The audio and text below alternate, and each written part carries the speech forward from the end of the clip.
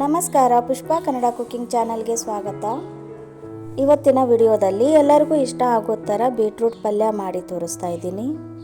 ತುಂಬಾ ಟೇಸ್ಟಿ ಆಗಿರುತ್ತೆ. ರೊಟ್ಟಿ ಚಪಾತಿಗೆ ಬೆಸ್ಟ್ ಸೈಡ್ ಡಿಶ್ ಅಂತಲೇ ಹೇಳ್ಬೋದು. ಫ್ರೆಂಡ್ಸ್, ನೀವಿನ್ನೂ ಚಾನಲನ್ನು ಸಬ್ಸ್ಕ್ರೈಬ್ ಮಾಡಿಲ್ಲ ಅಂದರೆ ಈಗಲೇ ಸಬ್ಸ್ಕ್ರೈಬ್ ಮಾಡಿ ಮತ್ತು ಪಕ್ಕದಲ್ಲೇ ಇರೋ ಬೆಲ್ ಐಕಾನ್ ಮೇಲೆ ಟಚ್ ಮಾಡಿ.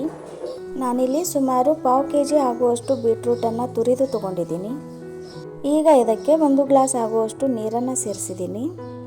ನೀರು ಸೇರಿಸಿದ ನಂತರ ಸ್ವಲ್ಪ ಅಲುಗಾಡಿಸಿ ನೀರು ಸಪ್ರೇಟ್ ಮಾಡ್ಕೊಳ್ಳಿ. ಯಾಕೆ ನೀರು ಸೇರಿಸ್ತಾ ಇದ್ದೀನಿ ಅಂದರೆ ಬೀಟ್ರೂಟ್ನ ಒಂದು ರಾ ಫ್ಲೇವರ್ ಇರುತ್ತೆ ನೋಡಿ, ಅದು ಕಮ್ಮಿ ಆಗುತ್ತೆ. ಮತ್ತು ಇನ್ನೊಂದು ಪಲ್ಯ ಕಲರ್ ಕೂಡ ಬ್ರೈಟ್ ಆಗಿ ತುಂಬ ಚೆನ್ನಾಗಿರುತ್ತೆ. ಇದರಿಂದ ಪಲ್ಯ ಸ್ವೀಟ್ನೆಸ್ ಬ್ಯಾಲೆನ್ಸ್ ಆಗಿ ಟೇಸ್ಟಿ ಆಗುತ್ತೆ. ಮತ್ತು ಈ ಬೀಟ್ರೂಟ್ ನೀರನ್ನು ವೇಸ್ಟ್ ಮಾಡಲಾರ್ದೇ ಸಾಂಬಾರಿಗೆ ಇಲ್ಲವೇ ಜ್ಯೂಸ್ಗೆ ಉಪಯೋಗಿಸ್ಕೊಳ್ಬಹುದು. ಈಗ ಈ ಪಲ್ಯಕ್ಕೆ ಒಂದು ಸೂಪರ್ ಆಗಿರುವಂಥ ಒಗ್ಗರಣೆ ಮಾಡ್ಕೊಳ್ಳೋಣ. ಕಡಾಯಿಗೆ ಸ್ವಲ್ಪ ಎಣ್ಣೆ ಹಾಕಿ ಬೆಚ್ಚಗೆ ಆದ ನಂತರ ಸ್ವಲ್ಪ ಕಡಲೆಬೇಳೆ ಮತ್ತು ಉದ್ದಿನ ಬೇಳೆನ ಹಾಕಿದ್ದೀನಿ. ಚೆನ್ನಾಗಿ ಫ್ರೈ ಆದ ನಂತರ ಮೀಡಿಯಮ್ ಸೈಜ್ನ ಒಂದು ಈರುಳ್ಳಿ ಕಟ್ ಮಾಡಿ ಸೇರಿಸ್ತಾ ಇದ್ದೀನಿ. 1/2 kg ಬೀಟ್ರೂಟಿಗೆ ಒಂದು ಮೀಡಿಯಮ್ ಸೈಜ್ನ ಈರುಳ್ಳಿ ಸಾಕಾಗುತ್ತೆ. ಎಣ್ಣೆಯಲ್ಲಿ ಹೊರಳಾಡಿಸಿದ ನಂತರ ಕರಿಬೇವು ಮತ್ತು ಸ್ವಲ್ಪ ಕಟ್ ಮಾಡಿರುವಂಥ ಹಸಿಮೆಣಸಿನಕಾಯಿ ಸೇರಿಸ್ತಾ ಇದ್ದೀನಿ. ಈ ಪಲ್ಯ ತುಂಬ ಖಾರ ಆಗೋದಕ್ಕಿಂತ ಖಾರ ಕಡಿಮೆ ಇದ್ದಷ್ಟು ರುಚಿಯಾಗಿರುತ್ತೆ. ಈರುಳ್ಳಿಯನ್ನು ಜಾಸ್ತಿ ಹೊತ್ತು ಕೆಂಪಿಗೆ ಫ್ರೈ ಮಾಡೋದೇನು ಬೇಡ. ಸ್ವಲ್ಪ ಕಲರ್ ಚೇಂಜ್ ಆದ ನಂತರ ಅರಿಶಿಣ ಪುಡಿಯನ್ನು ಸೇರಿಸಿದ್ದೀನಿ.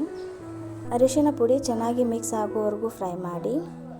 ಇಷ್ಟು ಆದ ನಂತರ ತುರಿದಿರುವಂಥ ಬೀಟ್ರೂಟ್ ಸೇರಿಸ್ತಾ ಇದ್ದೀನಿ. ಇಷ್ಟು ಪ್ರಮಾಣದ ಬೀಟ್ರೂಟ್ ಪಲ್ಯ ಮಾಡೋಕ್ಕೆ ಹೆಚ್ಚಾಗಿ ಮೀಡಿಯಮ್ ಫ್ಲೇಮ್ ಮತ್ತು ಕೆಲವೊಮ್ಮೆ ಲೋ ಫ್ಲೇಮನ್ನು ಯೂಸ್ ಮಾಡಬೇಕಾಗತ್ತೆ. ಈ ರೀತಿ ಚೆನ್ನಾಗಿ ಮೇಲೆ ಕೆಳಗೆ ಮಾಡ್ತಾ ಮಿಕ್ಸ್ ಮಾಡಿದ ನಂತರ ಲೋ ಫ್ಲೇಮ್ ಮಾಡಿ ಮುಚ್ಚಳ ಮುಚ್ಚಿ 2 ನಿಮಿಷ ಬಿಡಿ. 2 ನಿಮಿಷ ಆದ ನಂತರ ಮತ್ತೊಮ್ಮೆ ಚೆನ್ನಾಗಿ ಮಿಕ್ಸ್ ಮಾಡಿ ನಂತರ ರುಚಿಗೆ ತಕ್ಕಷ್ಟು ಉಪ್ಪು, ಕಟ್ ಮಾಡಿರುವಂಥ ಒಂದು ಮೀಡಿಯಮ್ ಸೈಜ್ನ ಟೊಮೆಟೊ, ಕಟ್ ಮಾಡಿರುವಂಥ ಕೊತ್ತಂಬರಿ ಮತ್ತು ಸ್ವಲ್ಪ ನಿಂಬೆ ರಸ ಸೇರಿಸಿ. ಇದೇ ಹಂತದಲ್ಲಿ ಬೇಕಿದ್ರೆ ತುರಿದಂತಹ ಹಸಿ ಕೊಬ್ಬರಿ ಕೂಡ ಸೇರಿಸ್ಬೋದು. ಬೇಡ ಅಂದರೂ ಕೂಡ ಸ್ಕಿಪ್ ಮಾಡ್ಕೋಬಹುದು. ಎಲ್ಲವೂ ಚೆನ್ನಾಗಿ ಮಿಕ್ಸ್ ಮಾಡಿದ ನಂತರ ಮತ್ತೆ ಮುಚ್ಚಳ ಮುಚ್ಚಿ ಕೇವಲ 2 ನಿಮಿಷ ಬೇಯಿಸಿ ಗ್ಯಾಸ್ ಫ್ಲೇಮನ್ನು ಆಫ್ ಮಾಡಿ.